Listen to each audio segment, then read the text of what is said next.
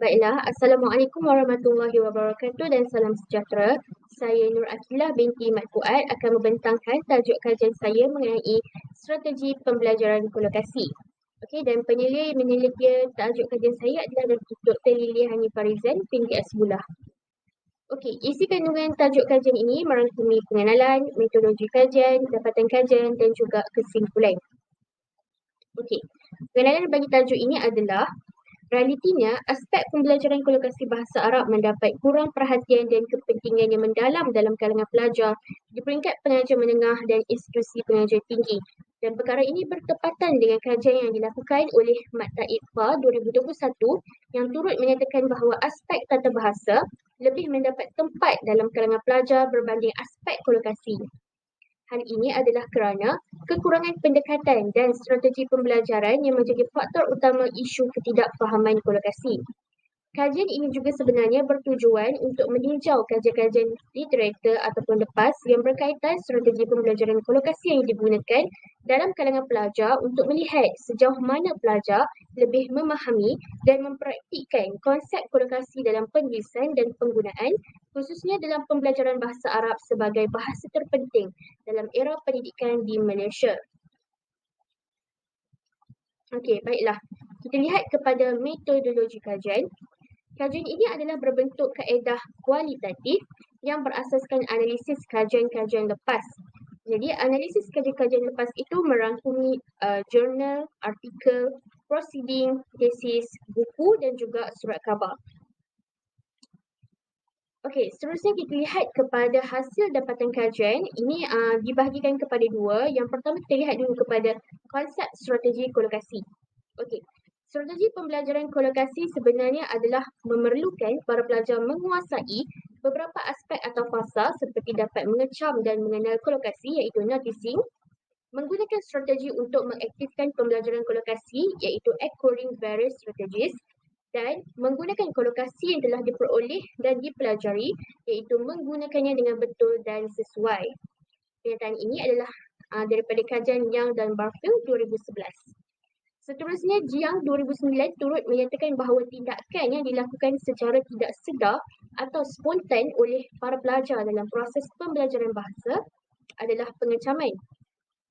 Manakala, strategi master teknik menerangkan standard strategi atau kaedah yang digunakan untuk mempelajari kolokasi sambil mengenal pasti frasa kolokasi baru untuk aspek latihan kendiri dalam kalangan pelajar. Dan justru strategi ini memberi tumpuan kepada pelajar menghasilkan kolokasi yang telah mereka pelajari dengan bercakap atau menulis dengan penutur asli. Petikan ini daripada kajian Norbert Schmidt 1997 dan juga Zarkowska 2013.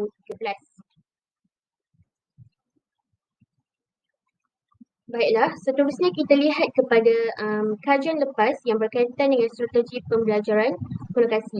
Jadi hasil daripada kajian-kajian lepas secara langsung membantu pengkaji untuk mendapatkan data mengenai strategi pembelajaran kolokasi yang digunakan dan seterusnya dapat mengetahui keberkesanan strategi tersebut dalam pengetahuan kolokasi bahasa Arab dalam kalangan pelajar.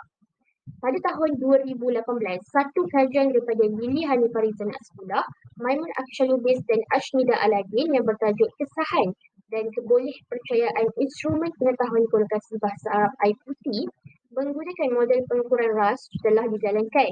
Tujuan kajian ini adalah untuk mengisahkan dan menilai ketepatan alat pendekatan pembelajaran kolokasi bahasa Arab dan untuk mengesahkan instrumen ini sebanyak 5 orang panel pakar telah mengambil bahagian dan untuk mengumpul data kajian ini, 61 pelajar tahun akhir yang sedang mengikuti program pengajian bahasa Arab di institusi awam telah diberikan soal selidik. Seterusnya, pada tahun 2019, terdapat juga kajian yang berbentuk strategi pembelajaran kolokasi bahasa Arab dalam kalangan pelajar Universiti Awam Malaysia oleh Lily Hani Farizan Asbullah, Ashnida Aladin, Maimun Akshalubis dan Mus'ab Syahrim. Tujuan kajian ini dijalankan adalah untuk menilai sejauh mana pelajar bahasa Arab yang belajar di institusi awam di Malaysia menggunakan strategi pembelajaran kolokasi. Soal selidik adalah jenis pendekatan kuantitatif yang digunakan dalam kajian ini dan hasil kajian menunjukkan bahawa walaupun skala penggunaan strategi pembelajaran kolokasi dalam sederhana, namun ianya adalah dominan dalam kalangan pelajar. Di samping itu, pada tahun 2019, Lili Hanifah Rizal Asbullah juga telah meneruskan kajian beliau yang bertajuk Model Pengetahuan Kolokasi Bahasa Arab dalam kalangan pelajar. Kajian ini adalah kajian lanjutan daripada masalah-masalah yang timbul kesan daripada ketidakcukupan dalam komponen kolokasi bahasa Arab. Bagi menangani masalah tersebut, kajian ini kemudiannya membentangkan model persamaan struktur, beberapa teori dan model yang mengkaji hubungan antara motivasi, penglibatan, strategi pelajaran kolokasi dan pengetahuan kolokasi berfungsi sebagai asas untuk kerangka konsep kajian. Seterusnya, terdapat juga kajian daripada Uraidah Abdul Wahab 2014 yang bertajuk penggunaan grafik penyusun dalam penguasaan kolokasi bahasa Arab yang kemudiannya memfokuskan kepada beberapa topik penting yang berkaitan kolokasi. Matlamat kajian ini adalah untuk menilai penguasaan pelajar tingkatan 4 dalam kolokasi bahasa Arab serta kecukupan penggunaan penyusun grafik untuk pembelajaran kolokasi bahasa Arab. Ujian kolokasi bertulis, ujian pra dan pasca, temu bual dan metodologi tinjauan digunakan dalam kajian ini. Manakala hasil kajian menghuraikan bahawa penguasaan kolokasi bahasa Arab kata nama dan juga kata nama iaitu al-idafah dan kata nama dan juga kata adjektif iaitu an-na'at. Kumpulan kawalan masih di tahap lemah manakala kumpulan eksperimen di tahap yang sederhana. Tambahan pula, terdapat kajian terkini adalah daripada Uraidah Abdul Wahab, Maktab IPA, Lili Hanifah Rizal Asbullah pada tahun 2021 yang bertajuk penggunaan strategi semantik dalam pembelajaran kolokasi bahasa Arab. Objektif kajian ini sebenarnya adalah untuk menguji keberkesanan strategi pemetaan semantik terhadap penguasaan kolokasi bahasa Arab. Oleh itu, sebanyak 150 orang pelajar yang sedang belajar di peringkat Sijil Tinggi Agama Malaysia STAM dari 4 buah sekolah agama bantuan kerajaan SABK di Perak dipilih dan diagihkan kepada kumpulan kawalan dan juga kumpulan eksperimen. Hasil kajian mendapati bahawa strategi pemetaan semantik adalah salah satu sub-strategi memori yang berkesan untuk membantu pelajar meningkatkan tahap penguasaan kolokasi bahasa Arab. Kesimpulannya, isu ketidakcukupan para pelajar dalam aspek kolokasi bahasa Arab telah mendapat banyak perhatian oleh para pengkaji terdahulu.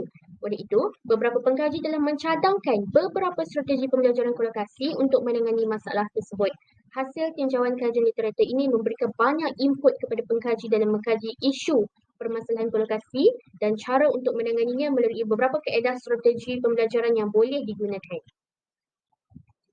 Secara kesimpulannya, kolokasi sangat penting untuk diambil perhatian khususnya kepada para pelajar yang mempelajari bahasa Arab di peringkat pengajian menengah dan tinggi. Dapatan kajian menunjukkan tahap penggunaan strategi pembelajaran kolokasi adalah dominan, manakala tahap pengetahuan pelajar dalam kolokasi berada pada tahap yang sederhana.